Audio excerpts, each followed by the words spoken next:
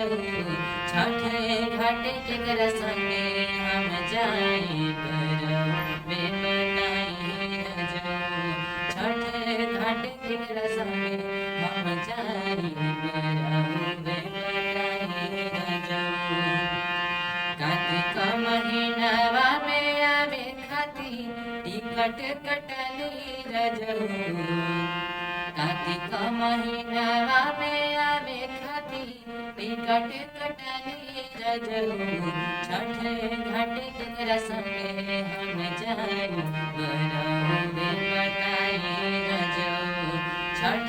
घाट केकरा संगे हम जाई बरवे बताई रजऊ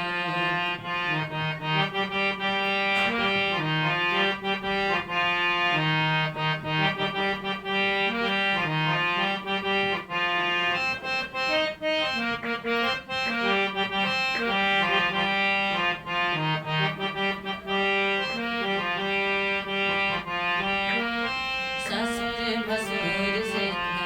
कैसे हम जाई छोट बादेवर कैसे दौरा उठाई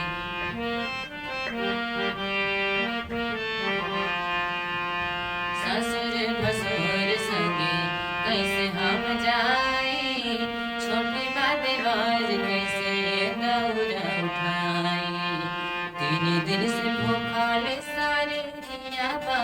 कुछ ना बुझाई रजऊ छठ घाट केकरा संगे हम जाई बरवे बताई रजऊ छठ घाट केकरा संगे हम जाई बरवे बताई रजऊ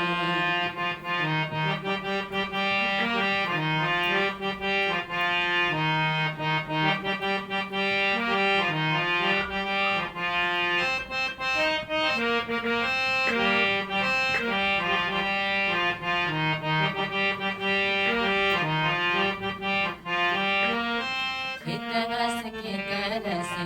उखिया बगाई छोट बादेवर कैसे फलवा ले आई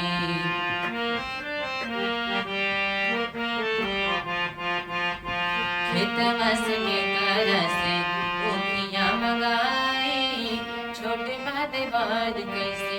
फलवा ले आई घरवा से दूर बसहर माता कैसे हम जाई रजऊ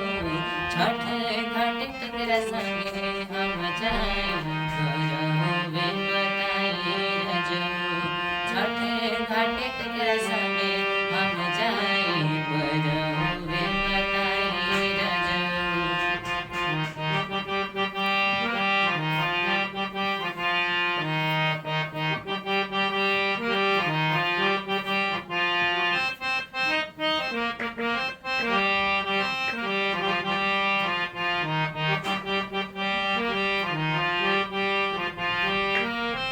दीपक पिया तुका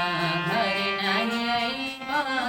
बीत जाई छठ मिया बड़ी पछताईबा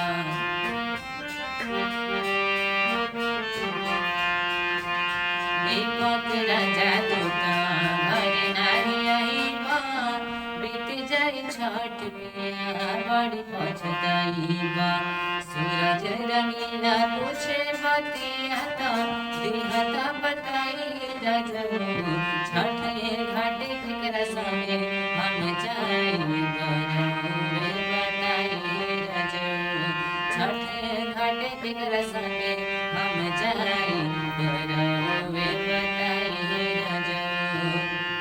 कार्तिक महीनवा में आवे खाती टिकट कटाली रजऊ कार्तिक महीनवा में आवे खाती टिकट कटाली रजऊ